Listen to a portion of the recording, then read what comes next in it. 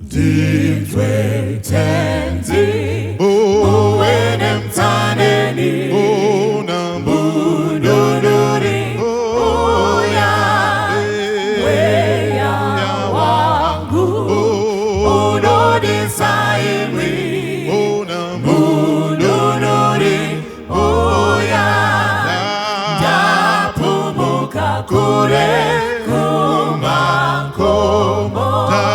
Japumuka kure nemusha Tore dipinze mudanga Mundunuri uya Andi daba Jimboye kurara Mundunuri uya Ditarise dawane upenyu Mundunuri uya Napumuka kore kumakomo Napumuka kore mosha Onditore dipinze mudanga Mundunuri uya Zira yangu inonitamudza Mundunuri uya Dakatari sira rudo rwenyu Mundunuri uya Ndapumuka kore kumakomo Ndapumuka kore nemosha Onditore dipinze mudanga Mundunuri uya Sarase kuzishora kwangu Mundunuri uya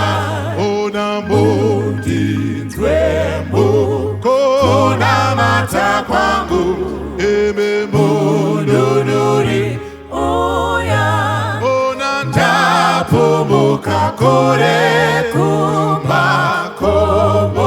Ndapumuka kore nemosha Onditore dipinze mudanga Mundunuri uya Ndapumuka kore kumakomo Ndapumuka kore nemosha Onditore dipinze mudanga Mundunuri uya Onditore dipinze mudanga Mundunuri uya Onditore dipinze mudanga Mundunuri uya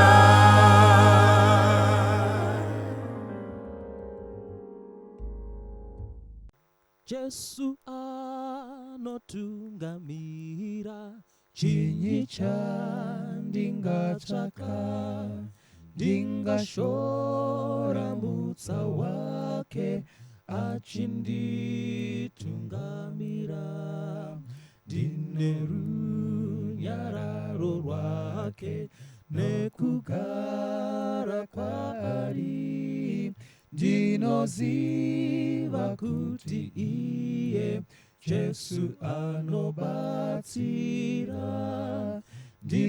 ndinoziva kuti iye Jesu anobatsira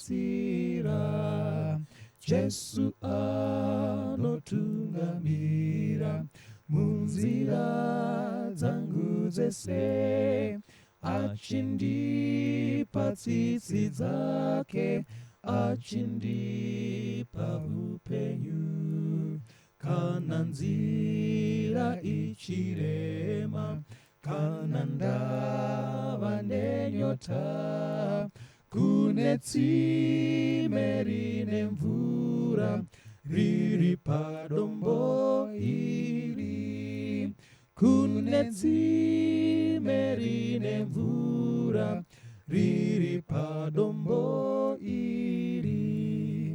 Jesu anotungamira, orudo rwake rwese ndichapiwa kuzorora mumba mababa vangu, kana ndoenda kudenga kwatisingavori, uru ndiro rwiyo rwangu Jesu atungamira, uru ndiro rwiyo rwangu Jesu atungamira. Toda kutenda Jehovha nechipo cheupenyu tachengetwa, tikapiwa mumwe mukana zvakare wekuti tikumbane, kwete bedzi kukumbana nomusiki wedu, asi kukumbana isu pachezvedu.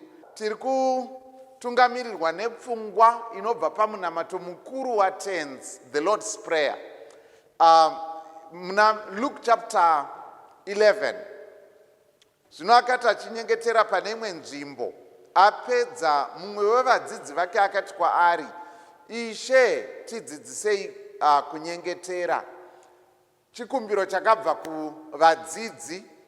Pavhesi ya2 Luke chapter 11 akati kwavari, kana muchinyengetera muti, Baba vedu vari kudenga, zita renyu ngarikudzwe neutsvene, ushe hwenyu ngahuuye.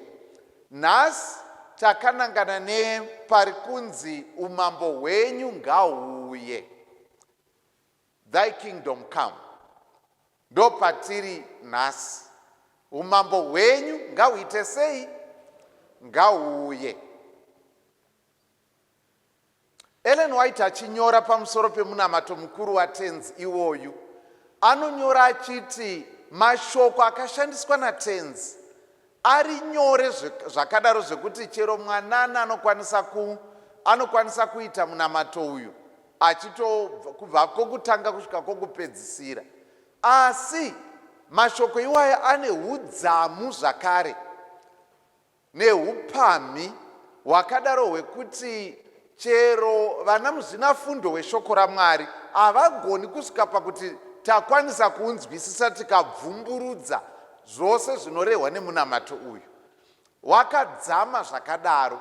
Saka munamato wekuti tinogona kutouziva nomusoro tigotoutaura, chero vana vadiki kuzvikoro nemudzimba paassembly kuzvikoro vanotorecite the Lord's Prayer. Asi wakadzamawo zvakare uye wakapamhama zvakadaro zvekuti unobata zvinhu zvakawanda nenzira yakadzama. Semuenzaniso, ipo pari kunzi umambo hwenyu ngahuuye. Umambo hwenyu ngahuuye zvichimboreva kuti kudii? Kana pachitaurwa nyaya yeumambo hwaMwari, pari kutaurwa kutonga kwaMwari, kuti kutonga kwenyu ngakuonekwe, kutonga kwenyu ngakuvepo. Nyaya yeumambo tiri kutaura kuti vose vari mukati vakagamuchira Jesu satenzi namuponesi wavo vari muumambo hwaMwari. Kana tichitaura nyaya yeumambo hwaMwari, ine zvikamu zviviri. Chikamu chekutanga yatinoti the inaugurated kingdom, umambo hwakagadzwa, kana kuti mavambo eumambo hwaMwari. And then kozoti chikamu chechipiri is the consummated kingdom, kana kuti mhedzisiro yeumambo hwaMwari. Kana chitaura nyaya inaugurated, tiri kureva kuti munhu agamuchira tenzi Jesu satenzi namuponesi weupenyu hwake, agamuchira kuti inini handichararami semombe yemashanga, ndiri gwai rine mufudzi, ndiri pasi pesimba raMwari. Mukati meupenyu huno kune zvinhu zvizhinji zvinotipa zvine simba regwezero, kune zvinhu zvizhinji zvinotituma nekutisunda nekutikwezva, zvinogona kuti tiite sarudzo iyi kana iyo zvichibva pane zvakatipoteredza. Semuenzaniso, nyaya dzetsika namagariro, kuti mutsika namagariro mune nzira dzinotonzi munhu anorarama nenzira yakadai. Zvimwe zvacho zvinodondana neshoko raMwari, zvimwe zvinopesana neshoko raMwari. Isu kana tagamuchira Jesu satenzi namuponesi wedu, tinoti pane zvinhu zvose izwi raMwari ndo riri pamusoro pezvinhu zvese. Semuenzaniso, vamwe vanoenda kuzvikoro, ndiri kutaura kupa mumwe muenzaniso wezvinhu zvatinoona kana kuti zvine influence mukati meupenyu hwedu. Vamwe tinoenda kuzvikoro, nyaya dzesayensi semuenzaniso. Vamwe vanenge vachiti hatingateereri bhaibheri, isu tinoenda kusayensi. Kana zvataurwa nesayensi ndo zvatinoteedzera izvozvo. Asi tiri kuti kune munhu ari pasi pekingdom kana kuti peutongi hwaMwari, anoteerera shoko raMwari kudarika any other source of information. The word of God is ultimately authoritative. And by the way, science neshoko raMwari hazvirwisani, hazvipokani. Kupokana kana kupesana kunouya either kana tisina kunzwisisa shoko raMwari, kana kuti kunzwisisa sayensi yacho, kana kuti kusanzwisisa zvese. Ndo zvinoita kuti paite sekunge pane kupesana. Nekuda kwekuti zvinhu zvese zvinodzidzwa semuenzaniso kusayensi zvinhu zvakasikwa naMwari. Mabiologists vari kudzidza about life, animal and plant life. But it's even very difficult for biologists to define what life is. Very difficult. Kunotonyorwa matextbook ekuedza kuti saka what is life? Though we are studying it, but what is it? Saka biology haigoni kugadzira a single living cell. Haikwanisi. Zvose zvinoitwa nesimba raMwari. So tiri kuti biology inenge iri kungodzidza masystems, mechanisms and everything like that, or anatomy and physiology and things like that, and mahabitats nezvimwe zvakadaro. Asi haikwanisi kugadzira upenyu hunobva kuna Mwari.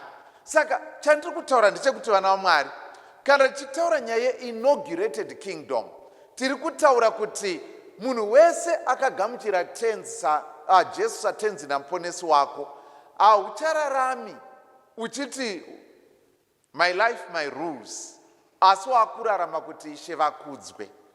Nokuti Mwari vava nesimba muupenyu hwako. Pachoice yezvaunoita, kuyouth ministries tine inonzi the Legion of Honor, inotaura kuti I will honor Christ in the choice of associates. I will honor Christ in the things that I behold. I will honor Christ in the places that I choose to go to. I will honor Christ in the things that I listen to. I will honor Christ. Zvese zviri kunzi honor Christ zviri kutaura kuti ini ndinogona kunzwa munyama yangu kuti zvandiri kuda kuita ndezvizvi, asi ndichakudza Mwari. Kana Mwari vachiti zvakanaka ndezvizvi, I will honor Christ. Saka kana pachinzi your kingdom come, zviri kureva kuti Mwari, tongai nesimba renyu rese muupenyu hwangu kutanga. Tongai, ivai nesimba, wanai chigaro muupenyu hwangu. So that you reign in my life, in my heart. Zvese zvandinoita ndoziva kuti ndiri kuita ndiri a subject within a kingdom, and you are the king. When I pray thy kingdom come, tiri kuti may you be enthroned, may you be may you rule, may you reign in my heart and in my life. Ivai nesimba muupenyu hwangu. Zvose zvandinoita ndichatsvaka kuti shoko raMwari rinoti kudii, Mwari vanoti kudii. I will submit to your authority. I will submit to your rule. Kana chiti, your kingdom come. May you reign as king in my life. Ndopanoimbwa nevana vachiti, love is the flag flying high from the castle of my heart, from the castle of my heart, from the castle of my. Love is the flag flying high from the castle of my heart, that the king is in residence there. So let it fly in the sky, let the whole world know, let the whole world know, let the whole world. So let it fly in the sky, let the whole world know, that the king is in residence there. Joy is the flag, peace is the flag, that the king is in residence there. Tikubabatana Mwari.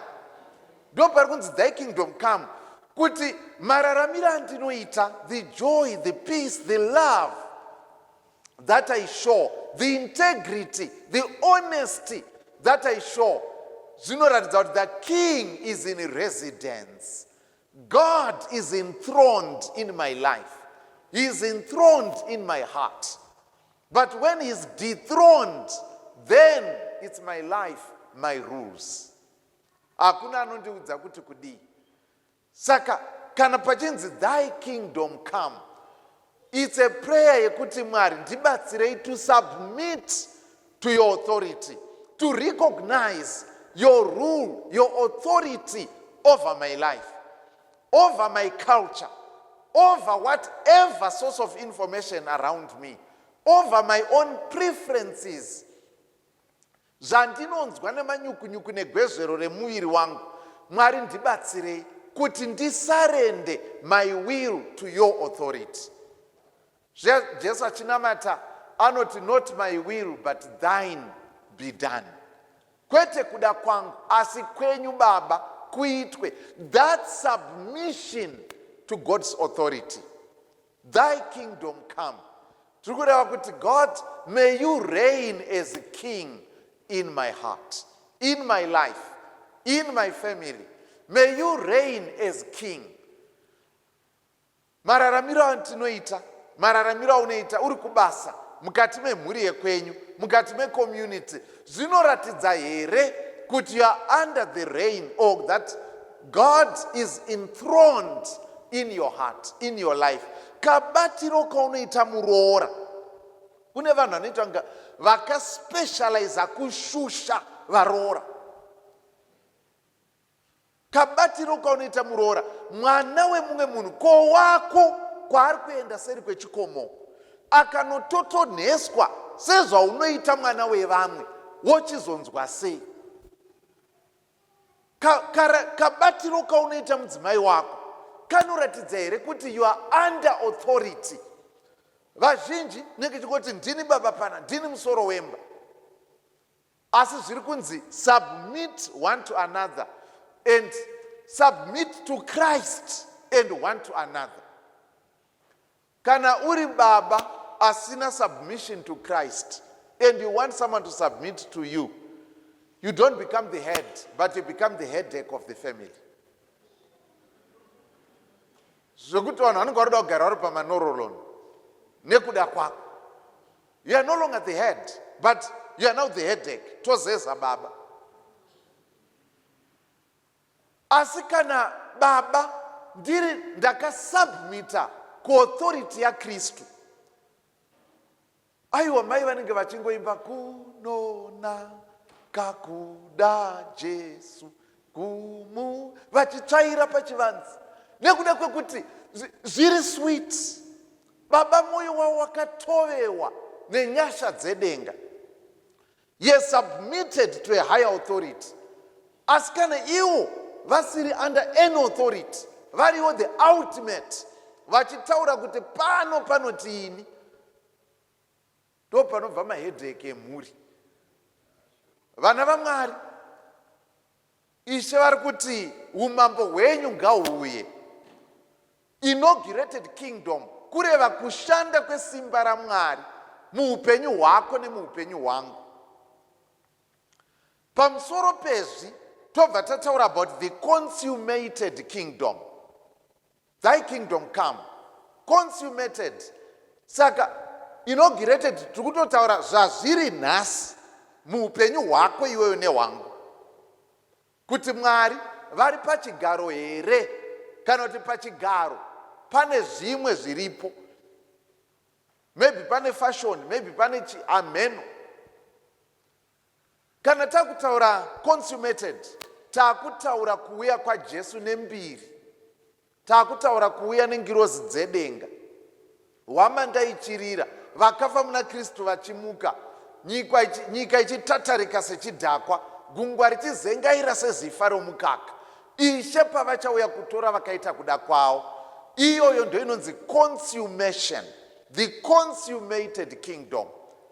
Painosvika iyoyo, akuti ndo inonzi naJohani, zvino ndakaona denga idzva nenyika itsva. Nekuti denga rokutanga nenyika yekutanga zvakanga zvapfuura, negungwa rakanga risisipo, kana kuchema, kana kurira, kana kuungudza. Zvikanzi iye akanga agere pachigaro akati nyora, nokuti mashoko aya ndazvokwadi uye angatendwe. Vana vaMwari, tinotarisira ushe hwaMesiyasi, tinotarisira kudzoka kwaJesu. This is the greatest expectation, greater than Charles Dickens' great expectation. Tarisiro huru yevana vaMwari for all ages and generations. Pasi rino hapachina chekuyemura vadikani, kwangova kutambura. Pasi rino ndere kuchema nekusuwa, ndere kubatwa maoko, ndere zvipatara, ndere mhere, ndere kusimha misodzi, ndere kutema rukau, ndere mapiritsi. Pasi rino rine kutambura hama dzangu. Vamwe tigere pano takarasikirwa nevadiwa wedu, vamwe takaviga vana vedu, vamwe takaviga madzimai edu, vamwe tava chirikadzi, vamwe vakakurira muuterera. Tiri mupasi rakatukwa.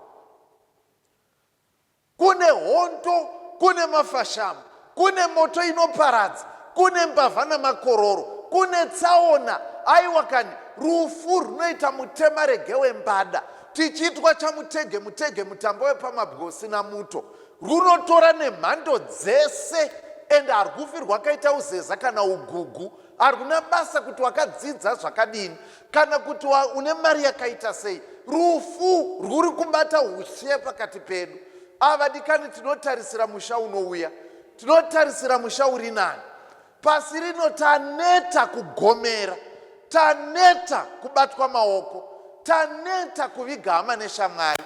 Tinotarisira musha uri nani. Naizvozvo tinonamata manherano kuti thy kingdom come. Your consummated kingdom. Umambo hwenyu ngahuuye. Mudzike ushe, huchapedza nzara, huchapedza hondo, huchapedza matambudziko netsekwende dzepasi rino. Tinotarisira umambo hwaMesiyasi. Thy kingdom come. Ndorangarira vachiimba kambo vaimbi vaya veSouth Africa makoreyo, the king's messengers quotate vachimba, there is no disappointment in heaven, no weariness, sorrow or pain. The clouds of our earthly horizon will never appear over there, for all will be sunshine and gladness, with never a tear nor a sob. Vanotaura kuti there is no more funeral train, no more graves on the hillsides of glory. Immortal, we are going to stand in his likeness, the sun and the stars far to outshine, for there we shall never more die. Tinotarisira thy kingdom come, totarisira kuuya kweumambo hwaMwari. Ndiani pano asina hama yakarasikirwa nayo? Ndiani pano asingashuviri nemwoyo unopisa nokurwadza kuti dai umambo hwasvika, takumbanidzwa nehama dzatakaparadzaniswa nadzo nedangwe ramatonhodze iye rufu. Vadikani hama, tinonamatira kuuya kweumambo hwamesiyasi. Vanoita zvematongerwo edzinyika vanovimbisa vachitaura kuti tichakuitirai zvose and so on. Asi nyika dzose dzina makuva, nyika dzose dzine kugomera nekuchema, nyika dzose dzine kutambura. Bedzi umambo hwamesiyasi. Tinotarisira thy kingdom come. Tinotarisira kuuya kweumambo hwaMwari.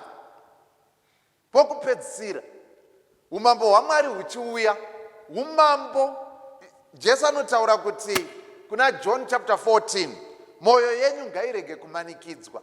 Tendai kuna Baba, motenda nekwandiri. Ndinoenda kunokugadzirai pokugara, asi kana ndaenda ndichadzoka kuzokutorai, kuti pandiri nemi mugovapowo. Now, he is preparing a kingdom for a prepared people. He is preparing a kingdom for prepared subjects. Rega nditsanangure nemutoo uyu. Munoona kuti vana veIsraeri, Mwari achivaburitsa muEgypt vachienda kuCanaan. Akanga avavimbisa Canaan kubvira kuna Abraham, nekuna Isaac, nekuna Jacob, madzitateguru avo. Nguva yasvika vaburitswa muEgypt vachiendeswa kuCanaan. Midway between Egypt and Canaan, God had to take time to prepare them for the land he had prepared for them. He needed to prepare them for the land that he had prepared for them.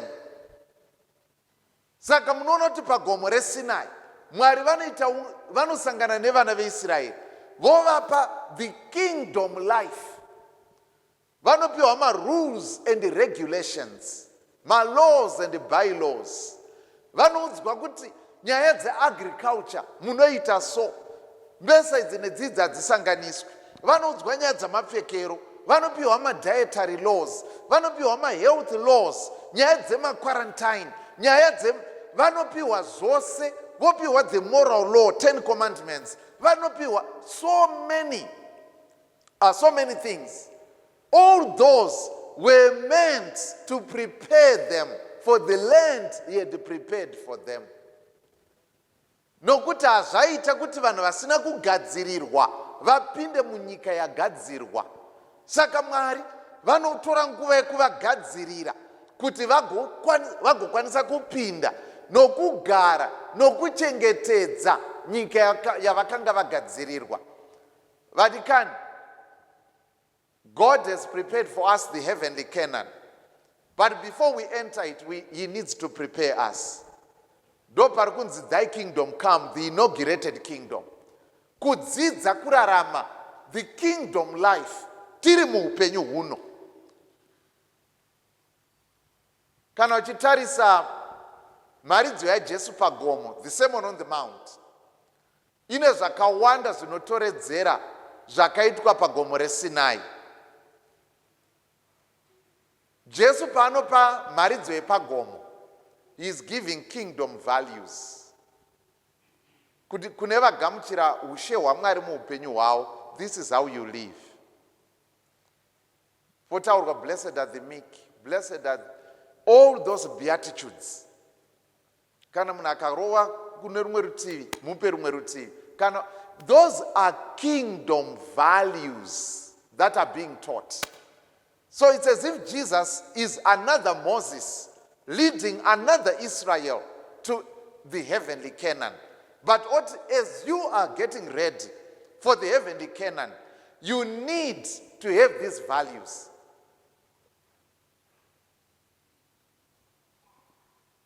Heaven, or the new earth, is a place that God has prepared for a people that are prepared. And that preparation, inouya kuburikidza nekugamuchira kuti Mwari vatonge mukati muupenyu hwedu, vave ndo vanotungamira, vane ultimate say, isu tichirarama in accordance, kana kuti kurarama kwedu kuchidondana nekuda kwaMwari kunoziviswa neshoko ravo kwatiri.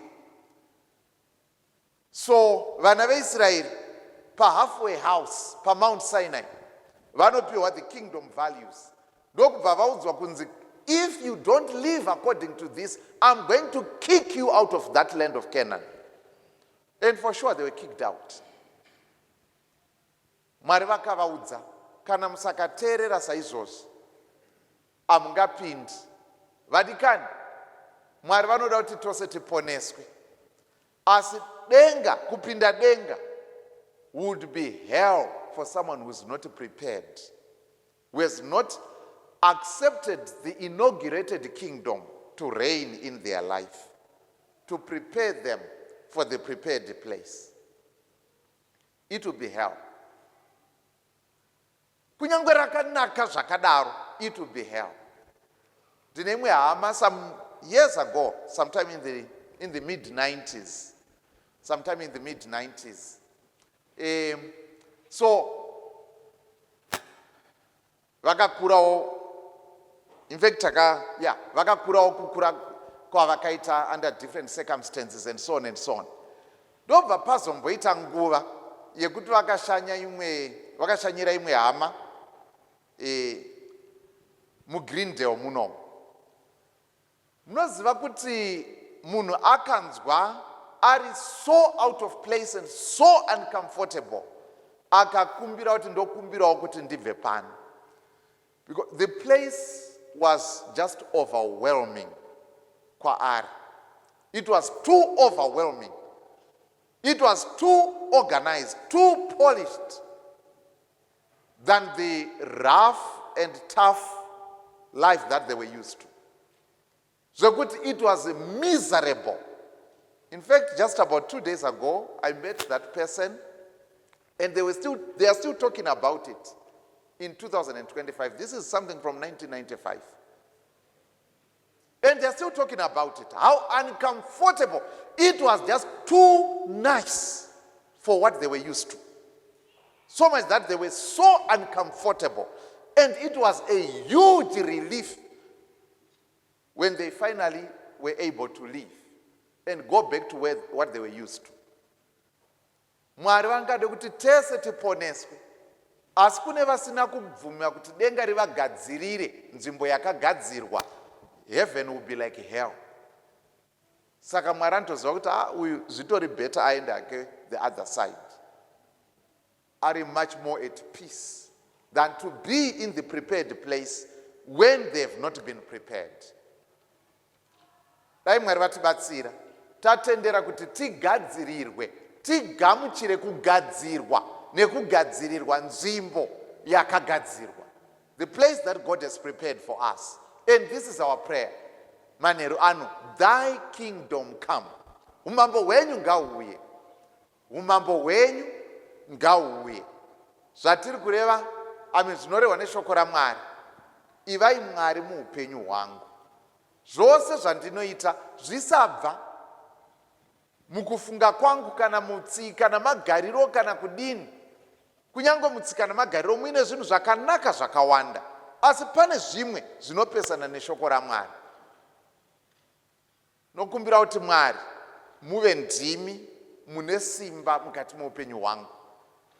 And then Mwari tinonamatira kuuya kwoumambo hwenyu, the consummated kingdom, nekupedza nhamo namatambudziko nezvose zvatinoona mukati mepasi rino. Pasi rino mune kutambudzika kukuru, hama dzangu. Mune kutambudzika kukuru. Mwari havana kutisikira kutambura kwakadai. Munamato watenzi uri kuti thy kingdom come. Umambo hwenyu neutsvene nekururama kwawo dai zvachiuya, tazorora kubva mumatambudziko epasi rino, matambudziko nenhamo dzepasi rino.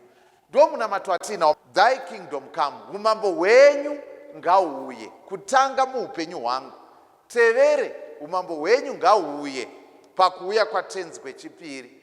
Asi tichigadzirira izvozvo, Mwari tigadzirewo kuti tifanire kupinda mukati meumambo hwenyu, paconsummation yekingdom yenyu. pakuzadzikiswa kwezvinhu zvese pakingdom yenyu.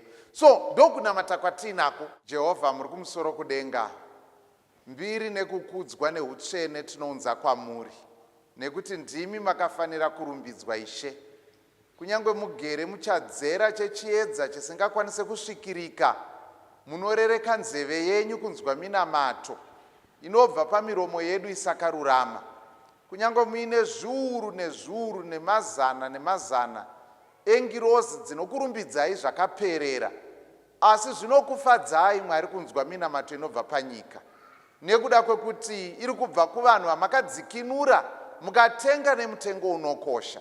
Tinokumbira Jehovha kuti utera hwedu nezvimwe zvose zvakatipoteredza zvisashayisa simba, rudo nesimba renyu mukati meupenyu hwedu.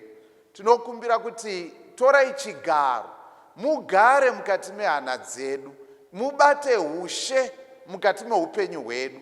Tinokunamatai Mwari kuti madaro tigadzirireiwo nzvimbo yamakagadzirira vanokudai, kuti nesuwo tigofanira kupinda mudenga idzva nenyika itsva munogara kururama. Mwari, tagomera, tapota-pota mukati mepasi rino, hamuna kana nerugare, hamuna kana nechinofadza.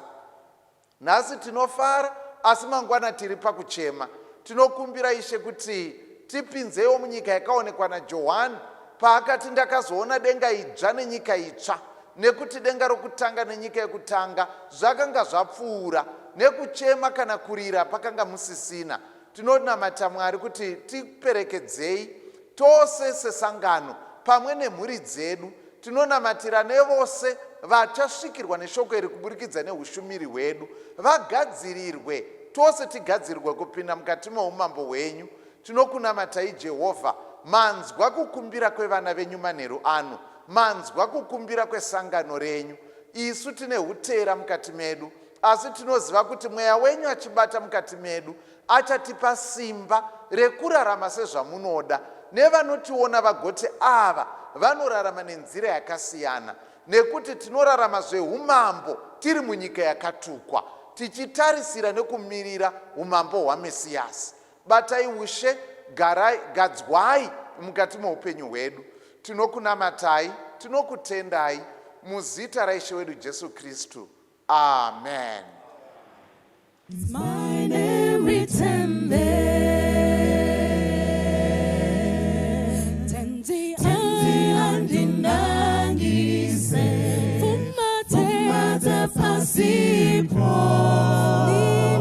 ninochema kupinda udanga kumsoro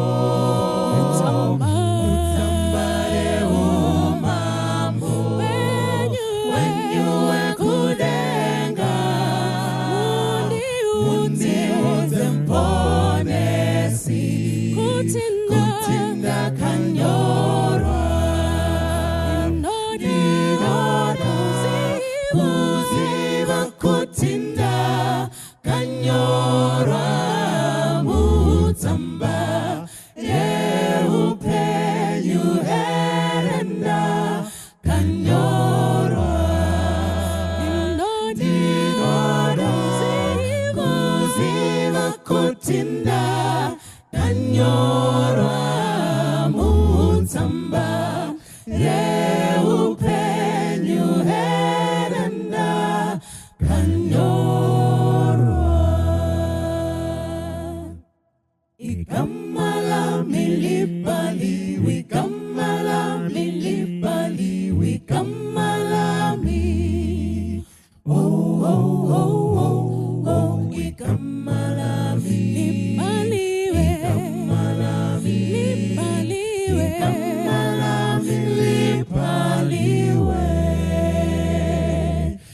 Kamala milipali, we kamala milipali, we kamala mi.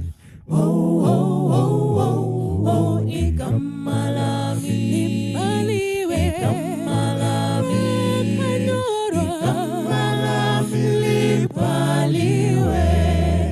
Hey hey, umuzi o kanya ayo. Ozindlu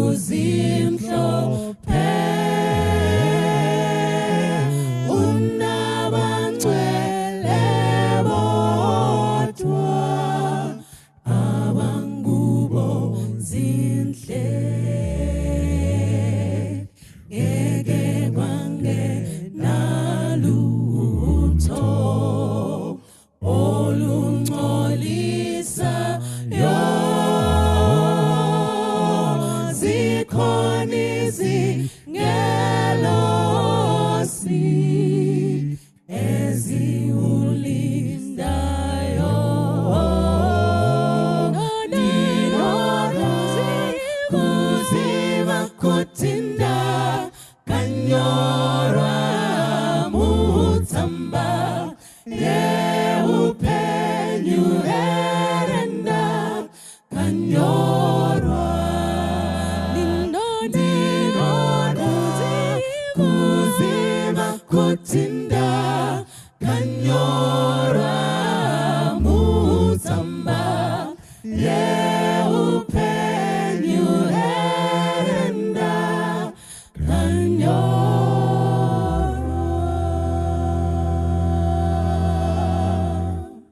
uzere nekunetswa hana nzvimbo yaJesu wabatwa nemirau hana nzvimbo yaJesu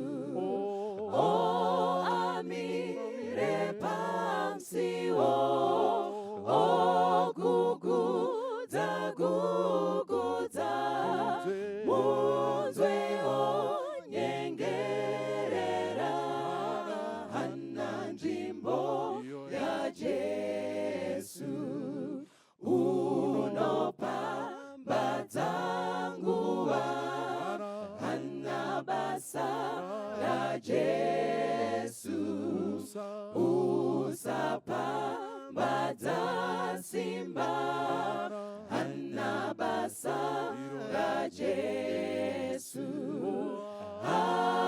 hauedzi kukunda kana kuwana mweya daidza warasika hana basa raJesu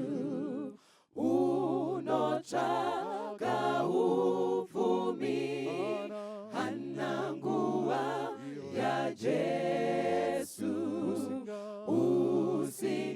usingabati basa hana nguva yaJesu rufaro neupfumi ndizvo zviro unoda kuedza kuzvifadza hana nguva yaJesu watakura zvenando hana mchero waJesu hauna bamisumbu hana mchero waJesu hauna kana chiro